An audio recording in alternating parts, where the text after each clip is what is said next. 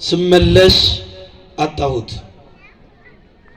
የቅዱስ ዳዊት መዝሙር 36 ከቅንፍ 37 ቁጥር 36 ላይ የምናገኘው ቃል ነው። እስኪ መናገር የምትችሉ በሉ። ስመለስ በሉ። አጣሁት። ምን አልኩት? ቅዱስ ዳዊት ነው ያለው። ዛሬ በቅዳሴ መካከል ዲያቆኑ የሰበከልን ምስባክ ወይም ያወጀልን አዋጅ ነው። ርኢክዎ ለኃጥእ አበዮ ተላለ፣ ኃጢአተኛው አድጎ ከፍ ብሎ ከመዝግባት ሊባኖስ እንደ ሊባኖስ ዝግባ እንደ አርዘ ሊባኖስ ከፍ ከፍ ብሎ ለምልሞ አብቦ አየሁት። ኃጢአተኛው ከፍ ብሎ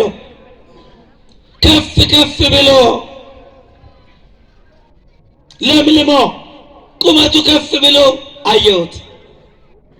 ስመለስ ግን አጣሁት። ምን አልኩት? የለም። ስመለስ ፈለኩት። እንኳን እሱ ቦታውም የለም ማለት እንኳን እሱ ምኑ የለም ቦታውም የለም። ለጊዜው ለሳኦል ነው። ሳኦል ረጅም ነው። ከእስራኤል በይሁዳ ካሉ ሰዎች ይልቅ ሳኦል በጣም ረጅም ሰው ነው። ከሁሉ ከትከሻው በታች የሆኑለት ሰው ነው ሳኦል። ኃጢአተኛው ሳኦል እንደ ደጋ ዛፍ ከፍ ከፍ ብሎ እንደ ሊባኖስ ዝግባ ከፍ ከፍ ብሎ አብቦ ለምልሞ ተውቦ አየሁት። የደጋ ዛፍ ቆላ ካለው ዛፍ ይልቅ ቁመቱ ከፍ ይላል። በበረሃ ካለ ዛፍ ይልቅ ቅጠሉ የለመለመ ነው፣ ያብባል። ስመለስ ግን አጣሁት። ትልቁ ሳኦል ወድቆ አይወድቅም የተባለው ተገንድሶ አያልፍም የተባለው አልፎ ሁሉ ጭብጥ እርግጥ አድርጎ ይገዛል። እንደ ሰም አቅልጦ እንደ ገል ቀጥቅጦ ያስተዳድራል የተባለው ሁሉ የሚረዱለት መኳንንቱ መሳፍንቱ ከፊቱ የሚነጠፉለት ወንበር የሚለቀቅለት መለከት የሚነፋለት አንቱ የተባለው ሳኦልን ስመለስ አጣሁታል። አያችሁ፣ ማንም ከፍ ቢል የጥቂት ጊዜ ነው። እንደ ትናንትና ትጋት ነው፣ እንደ ጠዋት ጤዛ ነው። ስመለስ እልፍ ብዬ ስመለስ አጣሁት። እንደ ጥላ ተሰውሯል። እንኳን እሱ ቦታውም የለም፣ እንኳን እሱ ዙፋኑ፣ እንኳን እሱ ቤተ መንግስቱ፣ እንኳን እሱ ክብሩም የለም፣ አጣሁታል። ሁለተኛው ወርቁ ግን ለጊዜው የሆነለት ለጊዜው የተሳካለት ለጊዜ መግዛት የቻለ ማሳደድ የቻለ ሄሮድስ የሚባለው ንጉስ ከፍ ከፍ ብሎ ሕፃናትን እያስፈጀ ኢየሱስን እያሳደደ አየሁት። ስመለስ ግን አጣሁታል። ይሄ ሄሮድስ የሚባለው ሰው ሄሮድስ የአንድ ሰው ስም ነው። በኋላ ግን የቤተሰብ መጠሪያ ሆኗል። ቤተሰብ ሁሉ የሚጠራበት ስም ሆኗል። ሄሮድስ የሚለው ስም ሄሮድስ አይሁዳዊ አይደለም፣ ግን የአብርሃም ዘር ነው። አይሁዳዊ አይደለም፣ ግን የያዕቆብ ዘር ነው። ሄሮድስ ኤዶማዊ ነው፣ የኤሳው ወገን ነው። ታስታውሳላችሁ? አባታችን ያዕቆብ አባታችን ይስሐቅ ሁለት ልጆችን እንደወለደ ሁለቱም መንታ እንደነበሩ ይነግረናል። አንደኛው ማን ይባላል? ኤሳው። አንደኛው ደግሞ ያዕቆብ ይባላል። ኤሳው የሚባለው በኩር ነው፣ ግን ብኩርናውን የናቀ። ኤሳው የሚባለው ትልቅ ነው፣ ግን ትልቅነቱን ያሳነሰ። የበኩር ልጅ መባል ያነሰበት የአንድ የምስር ወጥ ያህል ክብር ያጣበት ሰው ነው። ዛሬ መዳናችን ዋጋ ያጣብን። ዛሬ ክርስቲያን መባላችን ዋጋ ያጣብን። ዛሬ ክርስቶስ መባላችን እንደው ጥቂት ነገር የመሰለን መዳናችን የቀለለብን ብዙዎች አለን። የተከፈለልን ዋጋ የቀለለብን፣ ብኩርናችን ያነሰብን፣ አንጋፋነታችን ያነሰብን ብዙዎች አለን። ስለዚህ ለኤሳው የነበረችው በረከት ኤሳው ስላቃለላት ለያዕቆብ ሆነች። አሁን ኤዶም ይባላል ኤሳው። የኤሳው ወገኖች ኤዶማውያን ይባላሉ። ኤዶም ማለት ቀይ ማለት ነው። መምህራን ሲተረጉሙት በቀይ ወጥ ብኩርናውን ስለሸጠ የተሰጠው ስም ነው ብለው የሚያመሰጥሩም አሉ። ግን ብቻ ኤዶማዊ ነው። ሄሮድስ አይሁዳዊ ነው እንዳንለው አይሁዳዊ አይደለም። አይሁዳዊ አይደለም እንዳንለው የይስሐቅ ልጅ የአብርሃም ልጅ ነው። አለ ሲባል የሌለ፣ የለም ሲባል የሚኖር አይነት ሰው ነው ሄሮድስ። የሆነ ሰዓት ላይ አይሁዶች የሚያምኑትን እምነት ተቀብሎ እንደ አይሁድ ለመኖር ተማምሎ አይሁድ ነኝ ብሎ የአይሁድን ስርዓት ቢፈጽምም አይሁድ ግን እምነት የላቸውም። ለምን መሰላችሁ እምነት የሚያጣው? ከአይሁዶች ጋር ይውላል፣ ደግሞ ሄዶ ከሮማውያን ጋር ይሰራል። አይሁዶች ጋር ሲመጣ ለእግዚአብሔር ይሰዋል፣ ሮማውያን ጋር ሲሄድ ለጣዖት ይሰዋል። እንደዚህ አይነት ክርስቲያኖችም አለን።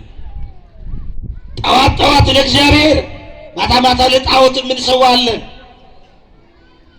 ጠዋት በእግዚአብሔር ፊት የምንበረከክ፣ መሸት ሲል ደግሞ ጨለማ ቤት ጠብቀን የምንበረከክ ብዙዎች አለን።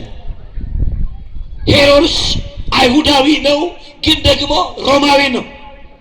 አይሁዳዊ ነው፣ ግን ደግሞ የሚያስፈጽመው የሮማውያንን ስራ ነው። ዛሬ በዘመናችን የቤተ ክርስቲያን ፈተናዎች የሆኑ እንደዚህ አይነት አገልጋዮች ናቸው። ቅስናቸው፣ መስቀላቸው፣ ስልጣናቸው የቤተ ክርስቲያን፣ ሲመሽ ደግሞ ከገዳዮች ጋር የሚሰሩ ጠዋት ቤተ ክርስቲያን አውደ ምሕረት ላይ የምናያቸው፣ ሲመሽ ደግሞ በኦርቶዶክሳውያን ሞት የሚሳለቁ ሄሮድሳውያን በዘመናችን በዝተዋል። ጸረ ኢየሱሶች እንዲህ ናቸው። ስልጣናቸው እስካልተነካ ድረስ፣ እነሱ እስካልተነኩ ድረስ የህፃናት ሞት፣ የክርስቶስ ስደት፣ የቤተ ክርስቲያን መቃጠል ደንታ የማይሰጣቸው ብዙ ሄሮድሶችን የዘመናችን ቤተ ክርስቲያን ትሸክማለች። ስመለስ ግን ምን አልኩት? የሚጠጡበት ጊዜ ቅርብ ነው። ስለዚህ ይሄ ሄሮድስ ስልጣን አለኝ ብሎ፣ አቅም አለኝ ብሎ፣ ማድረግ እችላለሁ ብሎ ከፍ ብሎ የ1 ዓመት ከ6 ወሩን ሕፃን ኢየሱስን አሳደደው። ያም አይደለም 44,000 ሕፃናትን አስገደለ። የንጹሐንን ደም አፈሰሰ። ያ ታላቁ እንግዳ ኢየሱስ ክርስቶስ፣ ሰማይ ዙፋኑ፣ ምድር የእግሩ መረገጫ የሆነው ጌታ ኢየሱስ ክርስቶስ እኛን ፍለጋ ሲመጣ ዓለም በሯን ዘጋችበት። ዓለም የሚወለድበት ቤት ከለከለችው። ይሄ ጨካኝ ዓለም ነው አይደል ያለንበት ዓለም። ይሄ ጨካኝ ዓለም ዛሬም ቢሆን ለነፍሰ ጡሮችና ለወላዶች ይራራል አይደል? ምንም ሰው ጨካኝ ቢሆን ትራንስፖርት ላይ ነፍሰ ጡር ሴት ሳይ ወንበር ይለቅላታል አይደል? አዎ ይታዘንላታል። ይሄ ሁለት ነፍስ ነች ይባላል። ማንም ያዝንላታል። ለእመቤታችን ለድንግል ማርያም ግን የሚያዝንላት አልነበረም። ማንም አላዘንላትም። በር ዘግተው የለንም ቤት አሏት። ያው መውለጃ የደረሰ ድርስ ነበረች እመቤታችን፣ ደርሳ ነበረ ነው። አሁን ሆስፒታል ሆነ እንጂ ድሮ ወላድ ልትወልድ ስትደርስ ምን ይደረጋል? እሳት ይቀጣጠላል። ጎረቤት ተሰብስቦ ምን ይላል? ምን ይላል? ለማርያም ግን ማርያም የሚልላት እንኳን አልነበራት። ባያችሁ ዓለም እንደዚህ የገፋቻት፣ ማደሪያ የለኝም ከፈለግሽ እዚህ ውለጂ ብለው በረት ሰጠቻት። የሚወለድበትን ቤት ዓለም ከለከለቻት። ሄሮድስ ደግሞ የሚያድግበትን ከተማ ከለከለው። በስልጣኔ መጣ ብለው የአይሁድ ንጉሥ ተወለደ ሲባል የ1 ዓመት ከ6 ወር ልጅም ለካ ያሸብራል። እናንተ ስልጣን ሲባል የ1 ዓመት ከ6 ወር ልጅም እንቅልፍ ይነሳል። ሄሮድስ እንቅልፉን አጣ። የአይሁድ ንጉሥ ተወለደ ሲባል ስለዚህ ያሳደደው ሰራዊቱን ልኮ የዓለማትን ገዢ ጌታን አሳደደው። ክርስቶስም ተሰደደ። በጣም የሚገርመው ክርስቶስ የተሰደደው ወደ ግብጽ ነው፣ ወደ አፍሪካ፣ የስደተኞች ሀገር ወደምትባለው አፍሪካ የስደተኞች ተስፋ ክርስቶስ ተሰደደ። ዛሬ በዓለም ላይ የሚበዙ ስደተኞችን